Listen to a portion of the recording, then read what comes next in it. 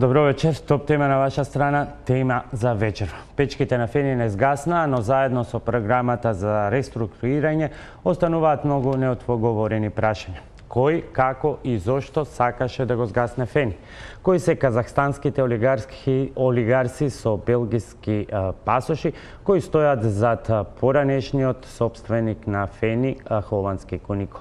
Како оваа казахстанска тројка, осомничена за перење пари, корупција, мито и даночни затајувања во европски земји, поминела низ филтерот на македонските власти и што при тоа правеле УЈП, финансовата полиција, управата за финансиско разузнавање, кога од Фени се извлекувале милиони од продаден, но ненаплатен фероникел. И дали се ќе се заврши само на кривичната пријава за последниот извршен директор Јусуф Михармедов, кој е во бегство по 2 покренати кривични пријави. Вечерва 2 истражувања и дебата со моите гости. Арафат Моереми, директор на финансовата полиција. Добро вечер и добре дојдовте. Сладжана Тасева, Transparency International. Добро вечер и добре дојдовте. И даночниот експерт Павле Гацов. Но за почеток и како вовед, колешката Виолета Зајкова Стојановска дојде до наодите на Управата за јавни приходи од инспекцијата извршена лани, при што беше откриено обид за даночно затајување, но во Фени, но и незаконски отпис на 51 милион долари. Еве ги аргументите, а потоа следува и дебата. Надворешната контрола на работењето на Фени од страна на инспекторите на Управата за јавни приходи, направена во ноември минатата година, покажала низа неправилности и незаконитости во начинот на пресметка на даноците. Не бил пресметан данок на добивка на исплатена дивиденда за 2015 година во висина од 274 милиони денари или 4,46 милиони евра. На оваа сума даночниците пресметали вкупна камата за ненавремено плаќање на данок од 935.000 евра. Дополнително, спротивно на законите, отпишани се и побарување од 51 милион долари од продажба на фероникел на сестринска компанија во Дубај. Но како течела целата постапка? На 31 декември 2015 Фени евидентира траен отпис на побарување од Кунико Маркетинг ФЗЕ Дубај во износ од 47,2 милиони евра, и тоа побарување од купувачи и обврски спрема добавувачи во странство. Отписот на долговното салдо, тврди УЈП, е извршено без основ и доказ. Книжењето на отписот во налогот е извршено без образложение и без прилог на документацијата, а врз основа на допис од управителот Јусуф Миракмедов и финансовиот директор Маниш Агарвал. УЈП констатира дека во однос на долговите кај Фени се појавуваат 2 милиони евра од кредит подигнат на 23 декември 2015 од Комерцијална банка во износ од 3,35 милиони долари и истиот ден парите ги префрла на фирмата Кунико Маркетинг во Дубај. Само 7 дена подоцна евидентиран е аванс за увоз на стока во износ од 2 милиони евра и сведување на побарувањата за аванси од Кунико Маркетинг Дубај на 0 денари. Од друга страна, Фени во книговодствената евиденција на 31 декември 2015 евидентира акумулирани, а неоданочени добивки од речиси 70 милиони евра. Во периодот од 2005 до 2015 Фени врши пренос на средствата од ревалоризационата резерва на сметката за акумулирана добивка во износ од 61,2 милиони евра. Според УЈП, ревалоризационите вишоци можат да бидат пренесени во акумулирана добивка кога средството ќе биде отпишано, повлечено од употреба или пак продадено. Кога Фени престанува со работа, неплатените побарувања од фирмата мајка Кунико Ресорсис од Холандија на 27.9.2017 изнесуваат 18,5 милиони евра. Контролата смета дека со отписот на побарувањата собственикот Кунико располага со акумулираната добивка како да е распределена, а со тоа избегнува плаќање на данок на добивка, односно дека со привидно правна работа се прикрива друга правна работа. Даночниот обврзник не врши распределба на добивката, туку само ја акумулира и не исплаќа дивиденда на која треба да плати данок на добивка од 10%, а истовремено не ги наплатува и побарувањата од купувачите од странство, Кунико Маркетинг ФЗЕ Дубај и од доминантниот собственик Кунико Ресорсис Холандија, туку врши траен отпис на побарувањата. За начинот на кој што е направен отпис на 51,5 милиони долари минатата недела говореше и вице-премиерот Кочо Андјушев. На обвинувањата на опозицијата дека Фени не работи, тој рече дека од 1 март комбинатот работи со полна паре, сите работници се на своите работни места и нема заостанати плати. Еве има едно ливче тука, во кое што во март 2016 година се отпишани 51 милион евра. Со еден ред Извинете, вака, со еден ред, Управата за јавни приходи не нашла за сходно да влезе и ова да го провери. А при тоа, кога завршија изборите во декември 2016 година, истиот Фени се обраќа до Управата за јавни приходи да ги праша дали ова бришење на 51 милион евра е оправдано. Господинот Дерковски, кој што во тој момент е директор на Управата за големи корисници, кажува одговор округло па на ќоше, во кој што не знаеме дали е оправдано или дали не е оправдано. Значи, господа, Фени 2 години не поднесува завршна сметка во времето на таа влада. Фени 2 години никој не го праша зошто не поднесува завршна сметка. Фени некој го однесе во стечај. Дерковски денеска во телефонски разговор за Телма не сакаше да говори за случајот. Рече дека веќе 1 година не работи во УЈП и не може да се сети ниту што барал комбинатот Фени од УЈП, ниту што тој како управител на дирекцијата за големи даночни обврзници им одговорил. Што е специфично? Отписот на долговите според документите што ги поседува топ тема на ваша страна е направен во октомври 2016 и тоа само врз основа на електронска порака од страна на извесен Лалит Јалан, со уште еден пропратен документ подпишан од двајца директори, Мани Шагарвал и Јусуф Миракмедов. Но Фени Индустри дури на 7 декември 2016 бара одговор од УЈП дали покрај додавањето во даночен биланс како непризнаен трошок за даночни цели, бидејќи извршено траен отпис на побарувањата, Фени ќе биде изложен на други даночни давачки. И дали со даденото книжно одобрение за намалување на побарувањата постојат даночни импликации. Од УЈП постојат 2 документи, еден подпишан од раководителот на сектор Мухедин Авдич и еден од управникот Оливер Дерковски. Едниот тврди дека финансиското одобрување не е од даночив расход, а другиот вели дека е. Инаку контролата на УЈП ги потврдува сомневањата кои уште во ноември ги искажа финансовата полиција дека продажбата на Фени се вршела преку Дубај, а купувачи биле меѓународни компании. Тогаш беше посочено дека во 2016 директорот Миракмедов своеволно правел отписи на побарувањата на компании кои го купиле, а не го платиле фероникелот, а за работењето Нова Логистик и Ролис предмет отвори јавното обвинителство за гонење организиран криминал. Неговите адвокати тврдат дека тој не побегнал од земјата, туку ја напуштил од здравствени причини, дека завршните сметки се поднесени во законски утврдените рокови и дека кривичните пријави против Миракмедов се веќе повлечени. Фени отиде во стечај на 29 ноември 2017, а 3 месеци подоцна почна со производствениот процес. Во моментов со комбинатот стопанисува швајцарската компанија Джисол. Според стечајниот управник Мирослав Анастасиевски, во стечајната постапка беа пријавени побарувања на 249 доверители, а оспорени биле 56 од нив. Вкупниот признаен долг изнесува 67,5 милиони евра, од кои со 40 милиони евра се обештетени банките доверители. Нова димензија случајот Фени доби откако Кунико Ресорсес, 2 дена откако Фени почна со производство покрена тужба против Македонија пред арбитражниот суд во Вашингтон. Пред независниот трибунал на меѓународниот центар за решавање на инвестициски спорови на Светска банка, нашата земја ќе ја брани компанијата White & Case. Владата уверува дека постапката нема да влијае на собственичката структура во Фени. Ете, тоа беше истражувањето на Виолета Зајкова околу тоа што се случувало и како се случувало во Фени. Многу стручни изрази и квалификации кои што ќе се обидеме да ги објасниме и приближиме до пошироката публика вечерва. Но еве за почеток, господине Муареми, кога имате нагостен прв финансиски полицаец, првото прашање веројатно е кај се парите. Но бидејќи се отворија секогаш е тоа. Бидејќи се отворија многу други прашања, ќе го оставиме ова прашање кај се парите и ќе дојдете ли до парите за подоцна. За почеток, ќе заврши ли се во истрагата само на кривичните за последниот извршен директор Миракмедов, бидејќи слушнавме и поинакви ставови од неговата одбрана? Така, значи, како веќе сте информирани, се запознаени дека Управата за финансиска полиција поднесе 2 кривични пријави за одговорните лица во раководењето на Фени.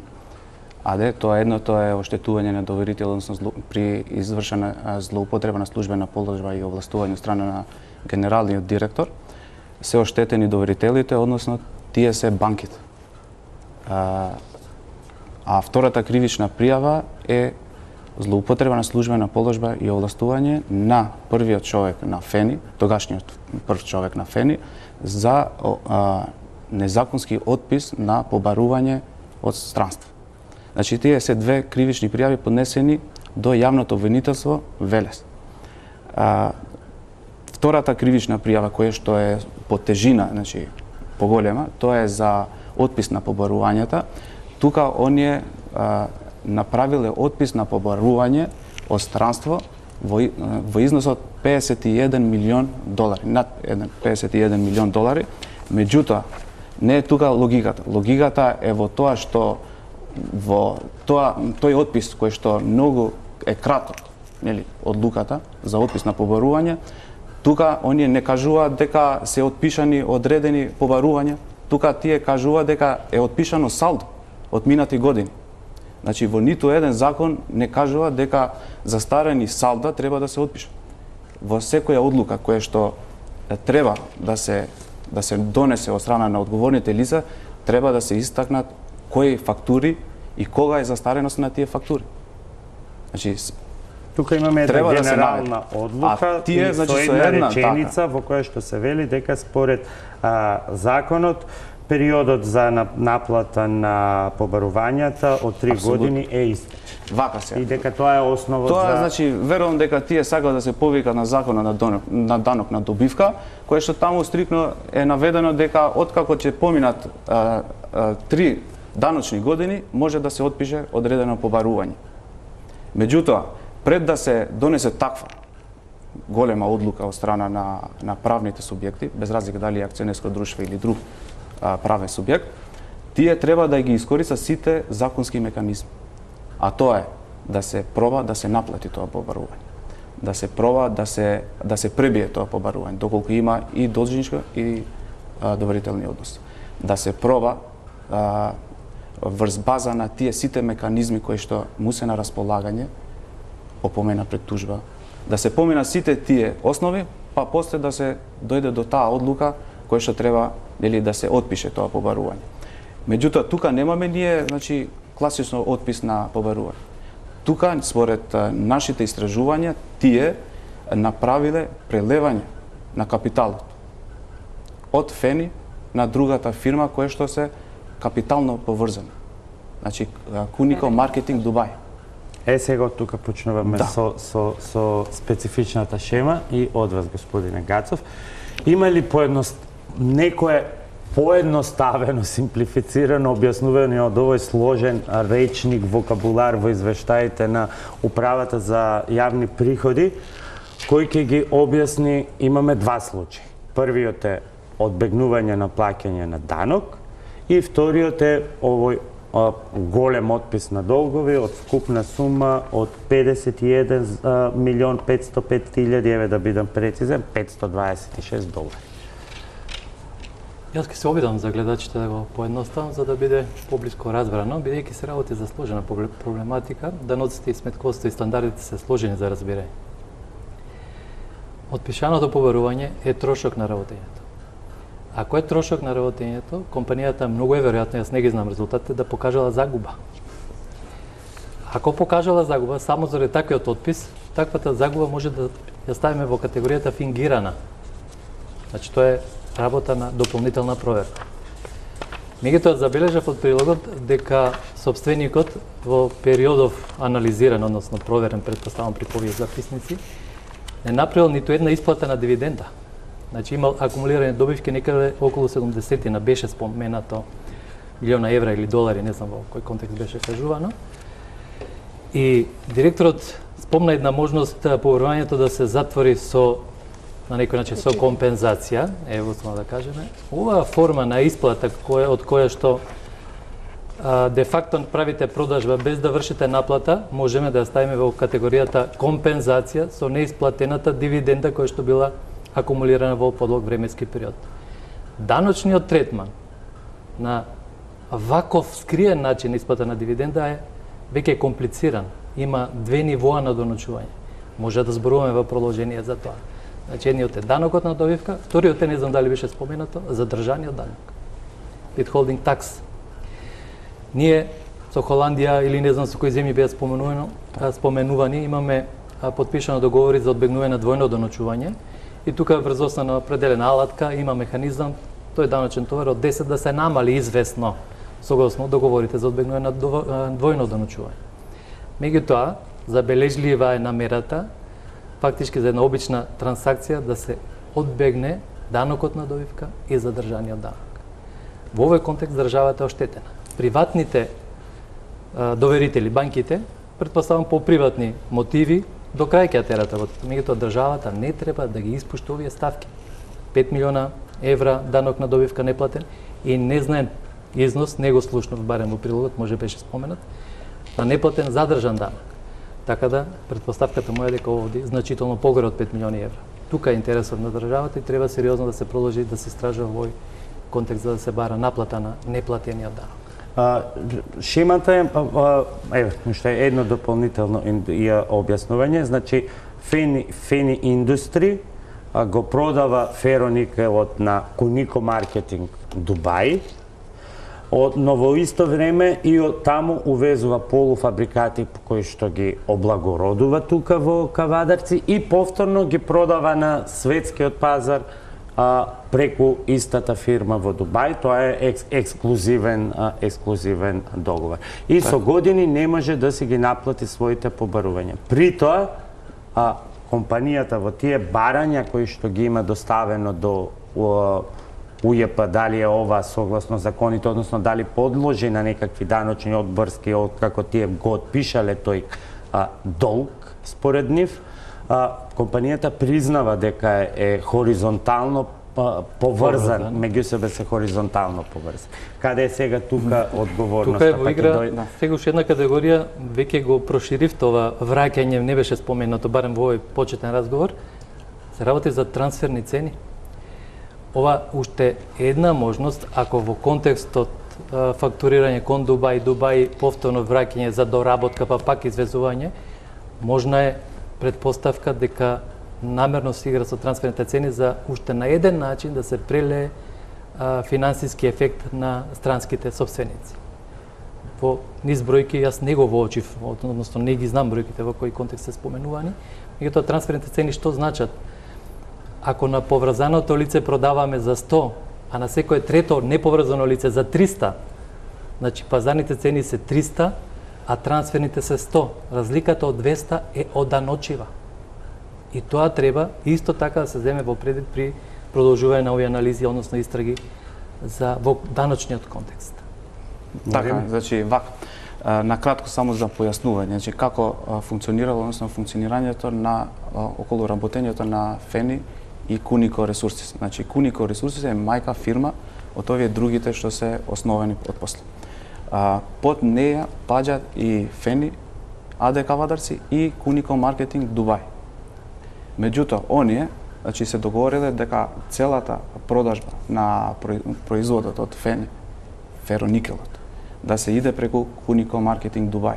Од друга страна, исто така, набавката на репроматеријалот, рудата, да иде исто така преку Кунико Маркетинг Дубај. Сега, прашањето е дали имало можност да се пребива, односно компензација да се направи. Да. Бидејќи секогаш кога стигнале фактури од Кунико Маркетинг Дубај за да се изврши плаќањето на таа руда, овие ги плаќале тие фактури, ги подмирувале тие фактури. Значи, во ова одлука за отпис на побарување, кога ако се истражува подетално внатре, значи побарувањето што го има од Кунико Маркетинг е негде над 49 милиони долари.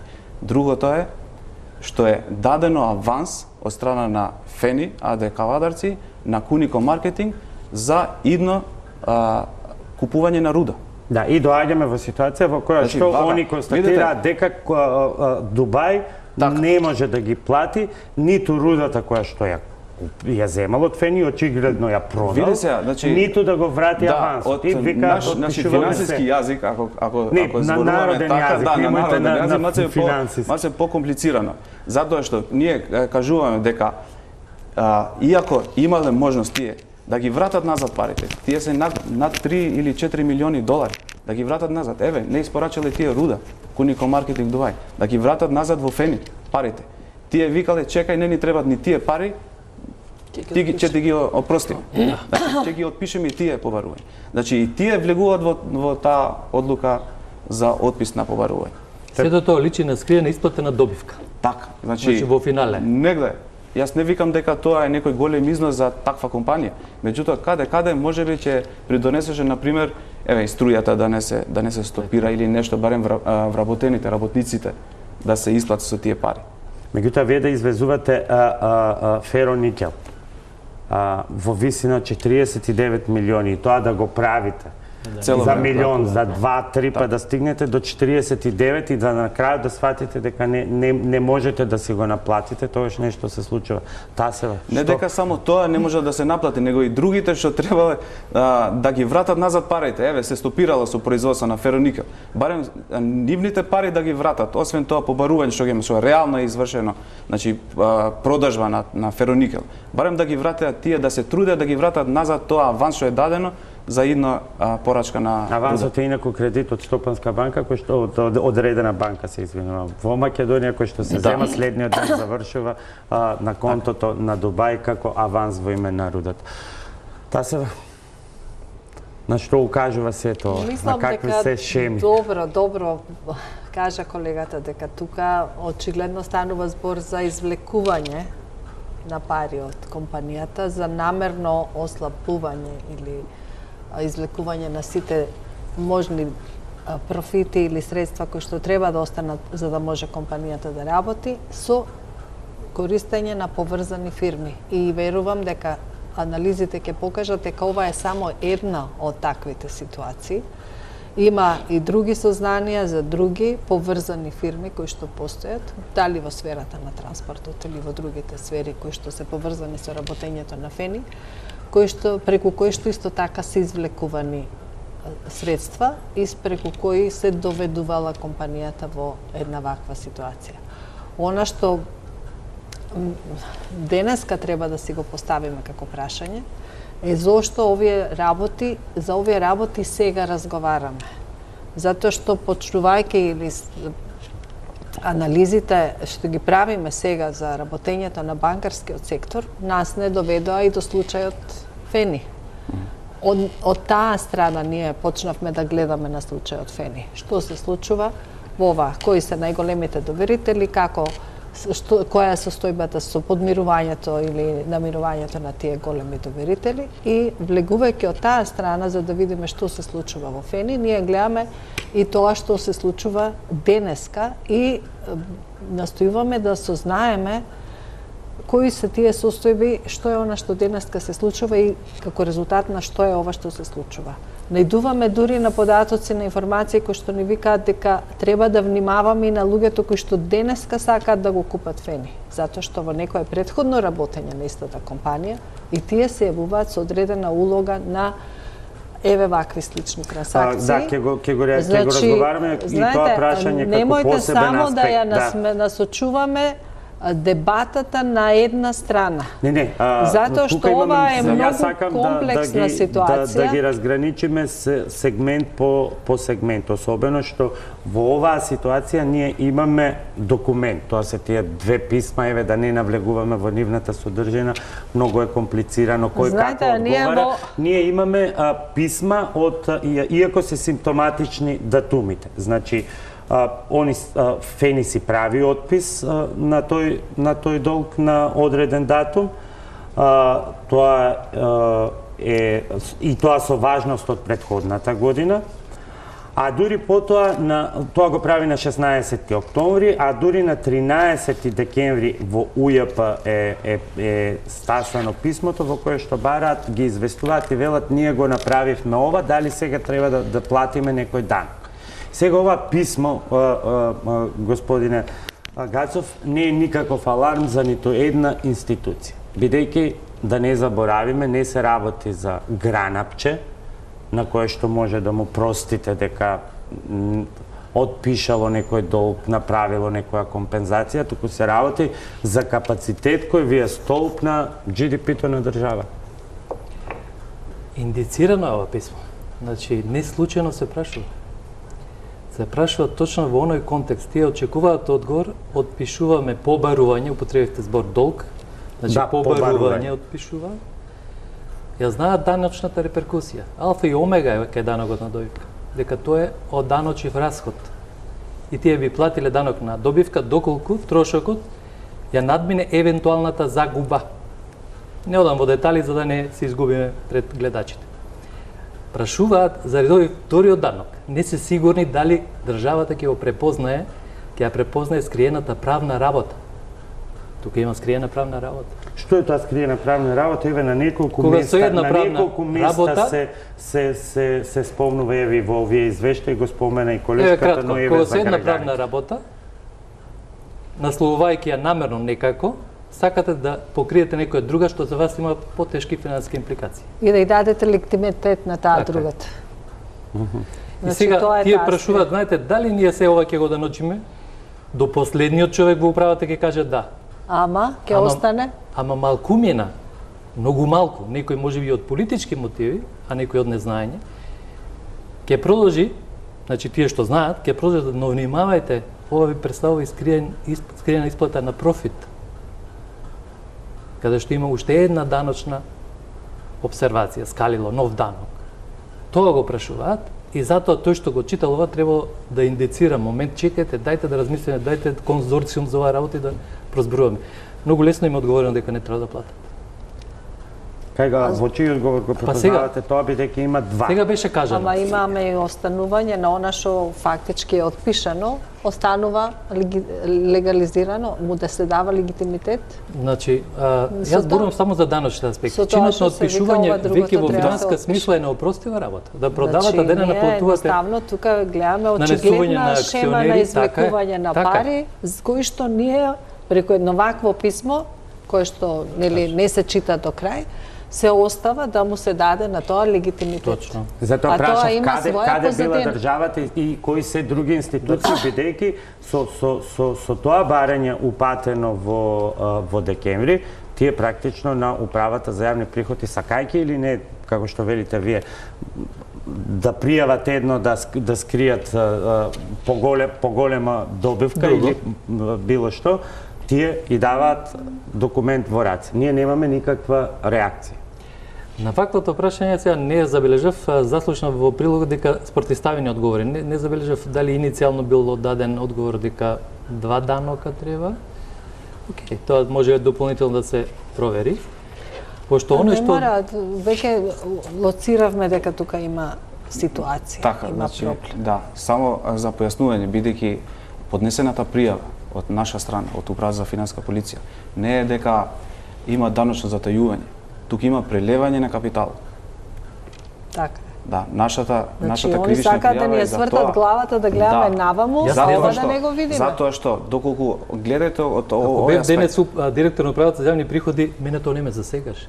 Вие капиталот велите прелевање. Така. Дозволете само да. Да. Јас ќе речам, чекате, а мојот данок не го платил даночниот обврзник. Вие ќе ги гоните по прелевање на капиталот. Али за даночни цели ова мора да продолжи понатаму. Јас само тој аспект го осветлувам за да Така, Јас не, ве прашувам борете. бидејќи се отсуствува се.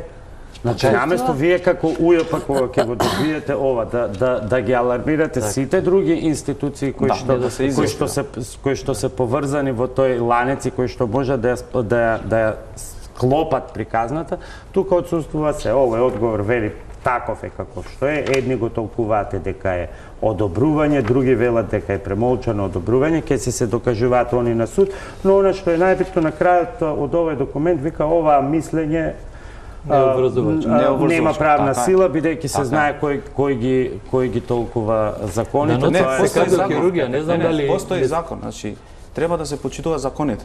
Така. А тие што дават мислење, нели? Тоа не е обврзувачки, он е дека утре може да се користи на некоја одредена постапка. Тие си дават мислење врз база на тоа што оние барат. Горе, значи На основа на собствените знаења. така.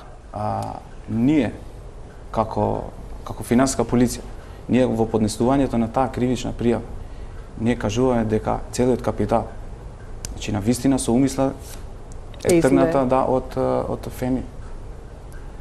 Зошто тогаш не е изреагирано, односно нели кога има можам да тврдам според тие, значи тој доказ што ние располагаме. Значи тие свесно и не поднеле и завршни сметки. Според тоа.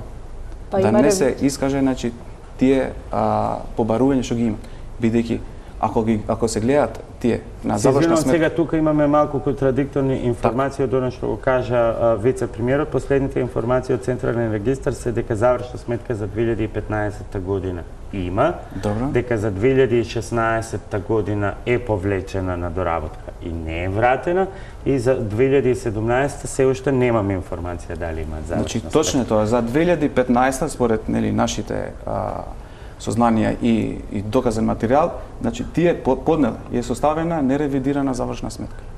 Неревидирана. Во која и истата е поднесена значи во текот на 2016 година до Централен регистар на Република Македонија. Тоа значи дека биланс на успех и биланс на состојба поднет. Тоа е факт. Истата е доставена и до УЈП.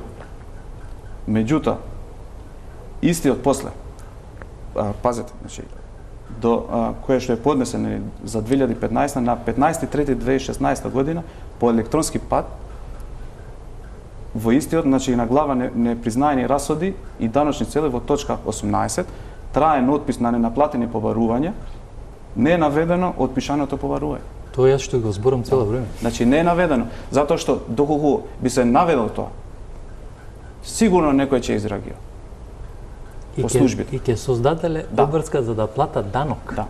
Значи сигурно ќе изреагирале и верувам дека во тој степен немаше да стигнеме до ова ниво. А чекайте сега, како тогаш на поднесена завршна сметка, вие велите неревидирана ово-она, на нив во октомври им текнува да прават отпис на побарување од 51 милион со заклучен датум 31.12.2015. Да. Така е. Значи, тие за 2015 поднеле, неревидирани. После таа што викате вие дека е ревидирана, таа по електронски пат се поднесува, меѓутоа до УЈП никош не е поднесена, само до Централен регистар. И тоа за 2015. За 2016 воопшто не е поднесена завршна сметка. Сега имаме едно... Сега стои како правен субјект, како неактивен. Сега имаме едно друго толкување дека до завршните сметки се поднесуваат до управата за јавни приходи, се извинувам, до Централниот регистар, а дека до управата за јавни приходи се поднесуваат само тие така наречени даночни биланси, и затоа управата за јавни приходи велат може би и не реагирала, бидејќи не била известена од Централниот регистар околу проблемите со завршната сметка. Меѓутоа јас повторно ќе ве прашам, бидејќи ја познавате таа област. Дури и да е точно ова толкување, пак ќе кажам, не станува збор за гранапче, станува збор за носителот на GDP-то во државата, голем индустријски капацитет. Вие имате индиции дека нешто се случува, ставени на тацна и никој не реагира. Кој освен? Кој имал цел да почне да се уништува ФЕНИ, или еве според овие докази, ако го индицираат тоа, да се извлекува тој капитал, како што вели Таша? Од 2015 година има такви извештаи дека се извлекува капиталот од ФЕНИ и дека се ослабнува ФЕНИ. Меѓутоа, и тие се објавени не само кај нас, јас ги најдов и објавени во странски медиуми, и очигледно е дека некој со тоа се бавел со години и сето тоа се случувало пред очите на сите наши институции. Дури најдовме еден извештај кој што е KPMG, кој што го направиле, кој што констатираат дека во 2016 година во ФЕНИ недостасува руда. Кој ќе се занимава со таа работа? И денеска во ФЕНИ недостасува руда. Според и тоа во стечајна постапка во ФЕНИ недостасува руда. И тие се информации кои што се веќе познати и се јавни. И никој од институциите со тоа не се занимава. Значи, ние мораме да ги активираме и да укажеме дека овие работи не смеат да се случуваат без интервенција на институциите, затоа што веднаш се ставаат во функција нечии интереси. Јас, веројатно, единствено овде можам да зборувам за тоа дека интересите на поединци, на групи, на политика се ставаат пред интересите на државата, за она што викате вие носителот на GDP-то во државата, што се случува со него, каков е сега стечајот таму, и како се води таа стечајна постапка и што ќе добиеме ние после завршувањето на таа стечајна постапка. Истите проблеми како оние за кои што сега зборуваме, дури и во поизразена форма ги имаме сега во моментот таму. И сето тоа се случува под превезот на тајноста, прво и основно. Стечајната постапка е судска постапка, а таму имаме една целосна нетранспарентност. Ништо не се знае што се случува во таа стечајна постапка, а слушаме затоа што луѓето ни кажуваат. Директните учесници во таа работа ни кажуваат што се случува и на кој начин се водат овие процеси. И сега не останува ништо друго освен ние да подготвуваме извештај кој што ќе сакаме да го објавиме јавно, за да утре ги повикаме институциите да реагираат. И за жал тоа не е сменето со години. Ние зборуваме за проблемите со фени пред 2, 3, 5 години, а ева јас велам дека тоа се случува и денеска. Ние не смееме да дозволиме веќе политиката и интересите да стануваат предоминантни кога станува збор за интересите на државата. Господин Гацов, кој се требало да биде вклучен, алармиран во таа хиерархија на државни институции или сиот сет на државни институции кои по логика на законот се поврзани на меѓусебна соработа? Прво ова да го објасниме, формално бевте во право дека годишните сметки се доставуваат само до централниот, а деночниот биланс до управата, меѓутоа тие се електронски поврзани. Управата многу брзо по доставувањето во централниот има увид во електронска форма во годишните сметки. Отпишаното побарување и позиција во билансот на успех трошковна и ненормално отскокнува такво нешто. Значи, треба софтверот, дури не треба вие да го погледнете тоа, да ви даде сигнал службенику, провери, ова не, да, се случува нешто. Линкувано веднаш во позицијата кај што спомна директорот дека не го вратиле, не го искажале во деночниот биланс, ќе било почетен аларм што требало да го даде управата за јавни приходи. Да ја покани финансиската полиција, ако не ги испрати првично и своите инспектори, ако нема можност и така, ако треба некаква форма на присила, финансиската полиција, па понатаму јавното власт, и така натаму да се развие целата приказна.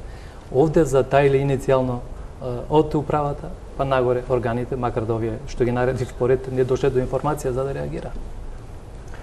Кога беше вклучен алармот дека нешто се случува? Значи, алармот беше вклучено по допрен глас, односно по објавата на медиумите, луѓето, нели, вработените кои што веќе беа на протест излезени на блокади на патишта и видовме дека нешто се случува во самата фирма. Во непосредно тоа истото се случува откако јас го добив мандатот, односно така беа некои 10 дена откако го добив јас мандатот и одма на медиуми тоа се објавуваше, колегите дојда и кажа дека видите нешто се случува тука, одма свикав, значи раководните од секторите, кои се раководните лица на финанска полиција, свикав и дадов наредба тоа одма да се оди таму и да се види што се случува во самиот правен субјект.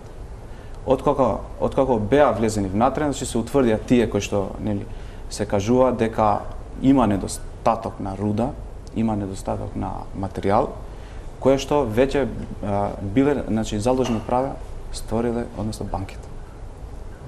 Да. Значи, тука ние утврдивме дека се оштетени одредени банки од Република Македонија. Па после тоа, значи, направивме и неколку средби со одговорните лица на банките и дојдовме до заклучок дека треба да се процесира ваква постапка и треба да се бара одговорност од раководните лица во самата фирма. И како ви избега Мир Ахмедов? Тој според се извинувам, да бидам коректен, заради презумцијата на невиност, според последната изјава на неговиот адвокат, не е избеган, туку заминал на лекување. Видете, значи, ние, односно колегите, тоа е факт дека комуницира, бидејќи мора да се добие согласност за да има соработка, првична соработка со одговорните лица во компанијата. Таа соработка, значи, безпрекорно се функционираше. Се до моментот кога почна, значи, и банките да соработуваат со финанска полиција и да пријавуваат штета. Тука веќе почна нели да се дистанцираат одговорните лица со финанска полиција, меѓутоа нас тоа не спречува да истражуваме. Значи ние истражуваме и секој е должен сите барани документи да ги приложи и да ги достави во финанска полиција. Но сакате да кажете тоа беше аларм за извршниот директор да земе боледување или? Не знам која било размислувањето негово за дали да продолжи со соработката или не. Тоа веќе беше при крај на истражувањето, на истрагата. При крај, значи од првата пријава. Тогаш се прекина тоа соработка, односно комуникација со колегите. Ние обезбедивме доволно доказен материјал за да се покрене една кривична постапка.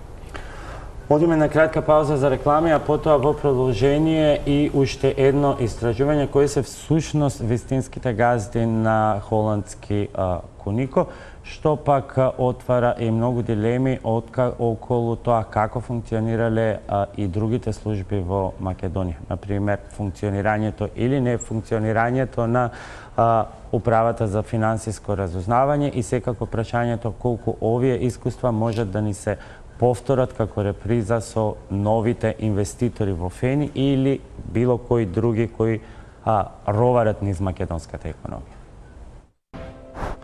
Добре дојдовте назад. Продолжуваме со вечерашната тема и со деталите. Кои се луѓето кои стојат зад поранешните сопственици на ФЕНИ? Истражуваше Огнен Чачаревиќ. Казахстански олигарси со пасоши од Европската Унија, со кривични пријави за финансиски криминал и обележани како ризични од економскиот финансиски гигант Доу Джонс. Вака изгледа профилот на собствениците на ФЕНИ, кои успеа да испумпаат огромна сума на пари и да исчезнат, оставајќи ги доверителите со празни раце, а полицијата и обвинителството со тешка задача како да ги донесат и да ги изведат на суд. Станува збор за Александар Мачкиевиќ, Паток Чодиев и Алијан Ибрагимов, казахстанското трио, глобално познато во рамки на индустријата и металургијата, но и на судовите и полицијата. Од неодамна, преку Панама Пейперс и на новинарите. Нивното богатство се проценува на над 6 милиарди долари. Бенџамин Стајнмиц, еден од најбогатите бизнисмени во Израел, чие богатство е проценето на 8 милиарди долари, често е нивниот играч од страна. Топ тема на ваша страна истражуваше за кого точно станува збор, преку податоци од Центарот за ризик на Доу Джонс, кој следи сомнителни лица и трансакции за перење на пари или финансирање на тероризам. Сите тројца во листата на Dow Jones Security Risk се означени како сомнителни лица, поради финансиски криминал, даночни затајувања или корупција.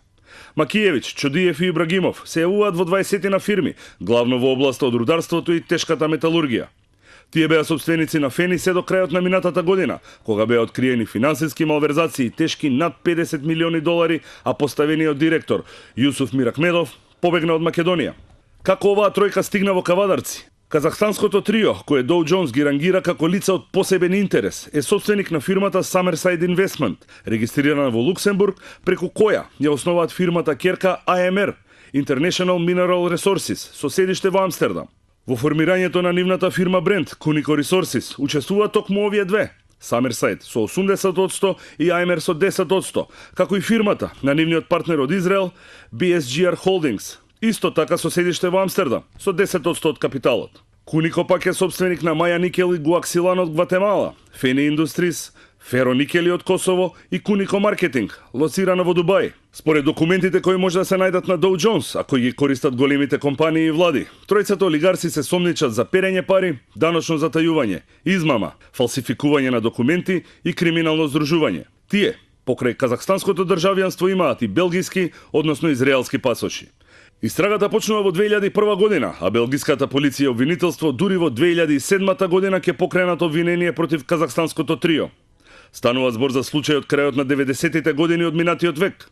Оваа тројка добила 55 милиони евро од белгиската компанија Трактебел за да ја овозможи да стане доминантен собственик на казахстанското производство и извоз на природен газ. Овие пари ги испарале преку купување на луксузни имоти во Белгија и во Европската Унија. Според достапните информации, судскиот процес ќе биде прекинат во 2013 година, кога тројцата обвинети ќе прифатат понудата на обвинителството и ќе се спогодат, плаќајќи над 22 милиона евра во казни. Нивниот израелски бизнис партнер нема да има толку среќа. Тој минатата година е притворен од израелската полиција заради сомневање за перење пари, а за истото дело романските власти го бараа со меѓународна потерница. Во Македонија, работата на Кунико ја истражуваше финансиската полиција, која откри докази за финансиски криминал тежок над 50 милиони американски долари. Против поранешниот директор на Фени Индустри, Јусуф Миракмедов, се поднесени 2 кривични пријави, а тој, кон крајот на октомври минатата година, ја напушти Македонија. Миракмедов се товари дека одобрил продажба на залихите на Фени на меѓународни компании, а трансакциите оделе преку Кунико Маркетинг, фирмата керка регистрирана во Дубај, дел од корпорацијата Кунико Resources. Освен продажбата, директорот правил отписи и на долгови на компании кои купиле фероникел од Фени, но не го платиле. Она што е клучно е прашањето каде завршиле парите од продажбата на фероникелот, зашто ексклузивноста ја имал Кунико Маркетинг од Дубај. Одговор на тоа прашање во моментов нема, бидејќи оваа фирма, иако е дел од групацијата Кунико Resources, е како фатаморгана компанија со честа промена на нејзината адреса. Втора дилема е како всушност казахстанските олигарси преку Summerside Investment станале доминантни собственици на холандската Кунико Resource, а потоа преку неа и на Фени. И третото прашање е како македонските власти низ годините наназад го пренабрегнале фактот дека банкарската гаранција со која Кунико го превзема Фени е всушност издадена од банка која исто така е во собственост на казахстанската тројка, а тие пари воопшто никогаш не влегле во Фени, иако договор за тоа постои. Тоа беше истражувањето на Огнен Чанчаревич и сега, господине прв финансиски полицаец, би почнал од вас и од последните 3 прашања. Ова е за гледачите тој документ кој што може секој инвеститор заинтересиран да си го купи од овие истражувачки центри. Сите овие господа споменати тука се обележани со црвено. Многу скапо е да се купи ова, да го има некоја државна институција, да ги провери, да види кои се, што се, од каде се и кому му во чии раце. Повеќе од една декада е најголемиот индустријски капацитет во државата. Види, значи тоа е еден органограм кој што го имате сега, што го покажувате, значи функционирањето на Кунико Resources, значи кои се собствениците, како е стигнато Кунико Resources од Холандија да биде собственик на Фени Индустри и ред други работи. Значи другата. Моето прашање, тоа е првото прашање, зошто сето ова некој не го имал предвид за да ги стави овие луѓе на под условно кажано присмотр? Јас верувам дека кога одредена, например, финансиска институција, вклучувајќи и банките, имат пристап на вакви интернет сајтови кои што нели се плаќат за да добиеш такви податоци, мислам дека тие кога ги се согласиле да го кредитират Кунико, односно во Фени Индустри, верувам дека би имале пристап на вакви податоци и ги разгледале, значи со кои се имат работа. Меѓутоа, Ама банка како банка на крајот си има, не знам, тамо под хипотека 500 тони никел, гајлија ќе го продаде. Суштината е дека и таа хипотека беше продадена. Откако ние истражувавме, значи и нивните проценители кога отидоа во Фени, кога биле во Фени за да се направи таа проценка, нели согласно договорот за заложно право, таа руда или тој продукт фероникел не постои. Зошто? Затоа што овие без да ги прашаат, значи кредиторите, доверителите, оние извршиле продажба. И затоа има извештај што да не постапеше финансиска полиција. Значи да не постапеше финансиска, можеби штетата ќе беше поголема. И банките ги што си ќутат. Значи банките дали ќутиле, тоа не можам да го потврдам. Меѓутоа, јас пак тврдам, финансиска полиција беше таа институција која изреагираше откога добија податоци од медиумите да се стопира ова прелевање на капитал. Моето прашање е каде биле претходно и дали е пред се кој е вашиот став и кои се вашите сознанија околу информацијата дека Уште со доаѓањето на Кунико во Македонија, тоа е 2005 година. Банкарската гаранција, која што никогаш не влегла како пари во Македонија, е всушност од истата банка која што е во собственост на овие тројца луѓе. Тие сами себе си гарантирале. Значи вака ние кога истакнавме дека веќе се поднесени 2 кривични пријави, јас не кажувам дека е завршена истрагата. Значи тоа ќе се доврзувам и со прашањето дали нели тие другите доверители кои се, дали има одлевање на парични средства према тие фирми. Тоа е втора фаза. Тоа е финансиска истрага. Посебна финансиска истрага која што е во тек и сепак е во предизрачна постапка и не смееме многу детали да кажуваме околу тој дел. Меѓутоа, дека не стопираме, дека продолжуваме. Исто така, во соработка со финансиска полиција на Холандија, ние идеме до таа мера да истражуваме кои се лицата, односно кој е Кунико ресурси. Збориме на правен пат. Не по добивање податоци од интернет и другите тие што се викаат јавни ресурси. Имате тука некои сознанија веќе или тоа е пред се? Не, значи се работи во фаза на предистражна постапка, таа е во тајност, ние истражуваме, сме во тесна соработка. Она што е со битно финанска полиција на Холандија и верувам дека со таа заедничка соработка која што е многу битна да ја имаме сега во моментов за да утврдиме дали постои таков договор, нели, во Холандија, во Амстердам, дали од нив има таква банкарска гаранција која што вие кажувате и тие би ни се користеле во нашата тука истрага. На вистина, доколку би ги добиле, значи пак викам на легален пат. Тасева, Гацов, како овие лица означени со црвено во овие документи, има многу вакви светски агенции кои што од каде што може да се набават слични анализи за одредени лица, како овие поминале низ ситото на државните власти, ако воопшто има сито. Значи, токму тоа е поентата, да се бараат овие информации по легален пат, по правниот пат, по пат на меѓународна правна помош и соработка и така натаму. Првата брана, кога станува збор за странски инвеститори, е Народната банка. Значи, таа е прва која што треба да провери кој треба да влезе како инвеститор во државата.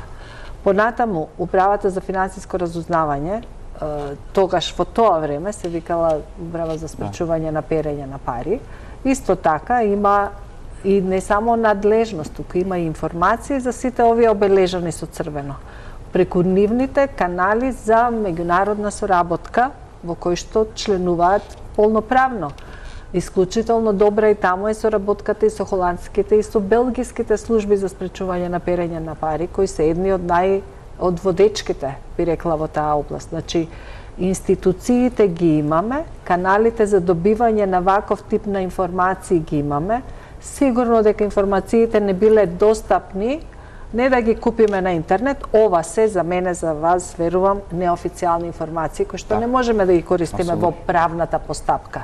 За нас официјална информација е она која што ќе добиеме по пат на меѓународна правна помош. Моето прашање е, ако до овие податоци може да се дојде низ едно истражување, тогаш која е улогата или затајувањето на државните институции? Значи, повторно доаѓам до мојата теза дека државните институции беа заробени. Едноставно не гледаат тоа што се случува пред нивни очи.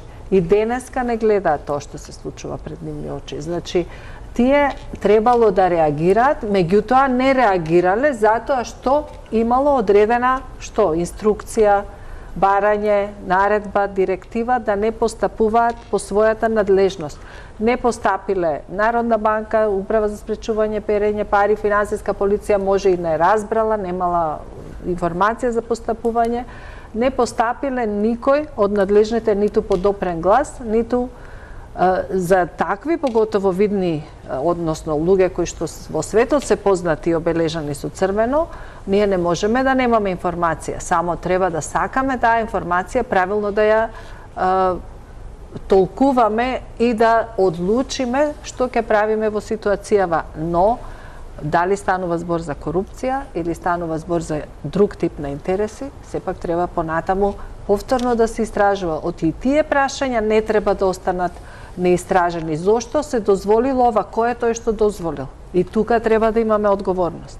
Господине Гацов, во комплицираниот свет на вашиот комплициран даночен свет, каде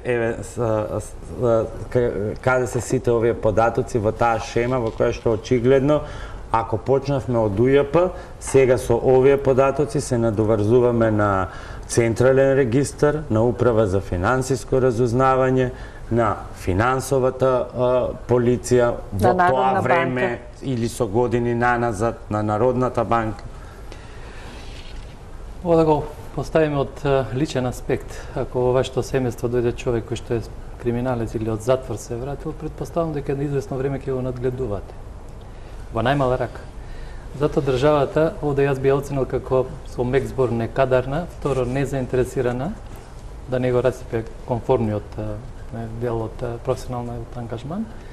Инаку, многу прописи даваат можност, да не речем на месечно ниво, некој да побарувал од фен индустрии, список на побарувања, да проверил за лихите како течат, врските како се плаќаат. Значи, тоа можела да го прави и даночната управа, можела Народната банка од аспект на плаќањата да воочи дека има постојано издавање на излезни странски девизни фактури, а никако влез нема на наплата.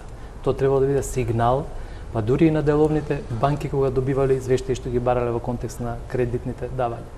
Значи, овде е конформизам во прашање, несериозен пристап, а инаку уште денес, јас овие сознанија не ги знам дека и актуелните вложувачи во историјата поминато биле исто така со некои, ајде да не речам црвени, веројатно со розови точки. Значи, јас и сега прашање колку се гаранциите за сега го оставам за крај. Не, да само да дополнам нешто. Сега ми е сигнал и апелирам управата, финансиската полиција месечно да ги проверуваат работа. Да проверуваат дали залихата на берзанскиот метал е во кругот на фабрика, дали е продадено или не. Не оставајте така. Значи, ова е време на интелигентни крадци. Еве, во меѓувреме уште една шема која што околу тоа како функционира Конико, малку е ова подетална, поразработена, и она што е индикативно во неа дека холандската Конико ресурс, например, има основано своја фирма во Албанија, која што се вика Albanian Resource, Албанија, а Фени Индустри Македонија, например, пак има регистрирано своја фирма во Корча, Фени Корча, Албанија. А вие имате од друга страна увоз на руда од Албанија преку фирма од Кавадарци. Ролис, известна, за која велат дека стои зад неа. Ова е магистерски труд за некој што треба да магистрира на трансферни цени. Или што кажува фактот кога во целата таа шема, вие велите, споменувате политички влијанија за почитување, непочитување закон, прогледување низ прсти или натаму, што ви кажува фактот кога во целата шема на доверители, еве, ситни пари се, што велат, ако се земат предвид големите побарувања, со 670.000 евра како доверител се јавува фирмата на поранешниот шеф на тајната служба, Bestway Investment, по основ на добавувач на нафта. Уште еден сигнал дека треба дополнително да се проверува и да се утврдува оваа поврзаност. Меѓутоа зборувам, пак се враќам на мојата тема даноците. Просторот за трансферни цени и за финанската полиција дава одлични можности за кривични пријави. Ве повикувам и тоа да го проверувате. Се зголеми за 10 пати. Вие сте сепак шеф единствено на финансовата полиција, меѓутоа, што е со прашањето сега понатаму со истрагите кои што очигледно треба да се водат во дузина институции кои што ги спомена. Например, од прашањето тоа дали одреден регионален началник или инспектор кој што му било задача ова да го има под лупа секој ден го направил и не го направил тоа. Во управата за јавни приходи, кај вас, во управата за финансово разузнавање, во централниот регистар. Дали ќе остане на ова што вие го преземавте како мерка или можеме да очекуваме дека ќе се прошири и низ останатите институции? Доколку имате сознание, не сте, Апсолутно, веројатно да. прашање во е за на друга адреса. Не, во ред, значи јас би сакал малце да се надоврзувам со претhodното. Управа за финансиско разузнавање. Значи сепак дали или зошто не е алармирано. Тие значи функционираат со тезата следењето на парите. У суштина, тука немаме прилив или одлив на парични средства. Значи имаме само продажба и евиденција колку треба да се наплати пари. А дека треба да стигнат пари, тоа никој не го алармира. Да, но имате продажба, имате финансиски извештаи во кои што Фени од 2000 Тоа е во 2016. Фени од Како станале тие 2012 собственици без никаков трансфер? Од 2013-2014 почнува да покажува загуба. Со паричните средства од Не, кредиторите. ама првичните пари како дошле? Имало Првичните- трансфер, нели? Преку Првичните Народна пари банка. сега имаат оние добиен кредити од страна на нашите банки и тие се покривале со рамковни договори. Нели? Договор, па после анекс и стига до износ негде, мислам дека ако не грешам над 33 милиони евра една банка и уште толку од друга банка и така оние функционираат. Значи немале Раково. никакво директно вложување, само со кредит. Вложувањето е значи само основачкиот влог. Односно доаѓа со одлука од судски орган во Холандија, кај што вика дека ние сме веќе собственици, мнозински собственик на Фени. И почнаа тие разрешувања, именување на нови раководни лица во Фени и така продолжува да Ама тоа е функционира. тоа е после спорот со едната Така, со значи тоа е израелскиот наназад. партнер на Так, ова да. на казахстанската тројка, Така, како што дефинитивно. белгиските медиуми ја Да. нарекуваат. Сега, во врска со ова, дали ние застануваме? Не застануваме тука. Значи, ние продолжуваме да утврдуваме исто така следењето на парите, зашто што тоа е многу битно. Дали парите кога завршиле и кај завршиле. Многу е битно тоа да видиме на која фирма дали реално е извршена таа услуга. Збориме за нашите компании тука, кои што имале делова на соработка со Фени. Дали на вистина е завршена услугата, која е цената што треба да се заврши услугата. Правиме исто така споредба, го спомнувате Ролис. Значи правиме споредба, дали претhodно е набавено откако нели е склучен договор со Ролис, дали претhodно е набавена исто така албанска руда и преку која, дали директно оние се извршиле или па некоја друга компанија постоела пред Ролис. Значи, доколку се утврдува дека оние порано... Ја споменав Ролис меѓу другото и затоа што Не, заедно значи, со една од тие- банките е практично втората компанија која што ја иницира и Апсолутно. стечајната постапка. Да, меѓутоа, значи кажувам значи да направиме една споредба. Дали Фени имал можност директно да се набави таа руда? Зашто веќе и самите спомнувате дека има основано фирми во Албанија. И по која цена? Да. Сега, Ако може цената, директно во ред, за трансферните цени зборува. да, значи цената. Ако се направи една анализа, тоа сигурно Родис без одреден профит не го направи. Не, Меѓутоа, дали штетата би се случила, односно немало штета, дали со директна спогодба, односно директно договарање со таа албанска компанија која што нели произведува таа руда, би можела, значи пониско да биде цената, тоа останувам на нив. И сега Ние доаѓаме истражуваме. последното прашање до вас, где се пари? Кај се парите? Односно, како дали ќе им се влезе во трагот на парите оние 51 милион кои што отишле во Конико маркетинг, бидејќи што се однесува до другиве средства, со текот на овој план за реконструкција, дел од доверителите веќе си ги добиваат пари. Така, значи ние вршиме, значи упорно инсистираме да бараме, односно да добиеме, да стигнеме до тие податоци кој е таа Кунико маркетинг Дубај. Иако знаеме дека собственик е Кунико Ресурсес од Холандија, меѓутоа сметките и каде завршиле тие пари, значи вршиме напор да стигнеме до тие податоци. Затоа што единствена компанија која има ексклузивно право да продава фероникел било таа компанија. Дали тие пари завршиле во Кунико Ресурсис или не, тоа самата истрага доколку стигнеме до тие податоци ќе докаже дека завршиле или во Амстердам, или на некоја трета земја. Меѓутоа ќе оставиме на времето да покажем. Да. Последните прашања за вас, госпоѓо Тасева, ќе почнам од вас. По сите овие недостатоци во функционирањето на државните институции кои што ги констатиравме, како да бидеме сигурни дека нема да имаме реприза? Сега имаме инвеститор кој што се вика XXY, сега да не ги споменуваме. Не сме сигурни дека нема да има реприза и затоа си правиме и сега анализа на тоа што се случува денеска. Дали навистина тие што велите и вие дека се доверителите се подмирени, дали банките навистина се подмирени, еве го документот кај што вика дека уште сте членови на одборот. Како може да бидат членови на одборот ако се подмирени? Нели треба да има некој друг? Сега тој што го платил долгот спрема банките, така да на ништо не веруваме. Внимаваме да не. Тоа е откако ќе се исплатат сите обврски. Не е така, значи според планот за не е реконструкција, туку реструктурирање. Одборот на доверители одлучува за планот на реструктурирање.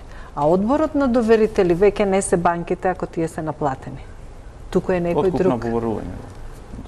Тука веќе имаме проблем, затоа што денеска во Централен регистар стои дека Комерцијална банка, Стопанска банка, Мепсус е одбор на доверители од денеска. И затоа велам, не сме ова да се повтори да има реприза и мораме многу добро да внимаваме што се случува денеска во стечајната постапка на ФЕНИ, затоа што и тука работите не се до крај чисти. Како прво, целата стечајна постапка е апсолутно нетранспарентна. И тоа е првата индиција дека тука нешто не е добро. Добро.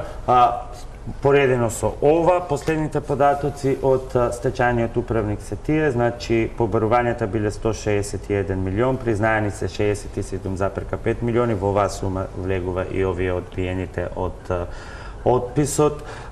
Последните информации се дека од 251 фирма, 235 за 235 договорите се подготвени, подпишани и исплатени доверители 188, од кои банките исплатени 100 од 100 во готово.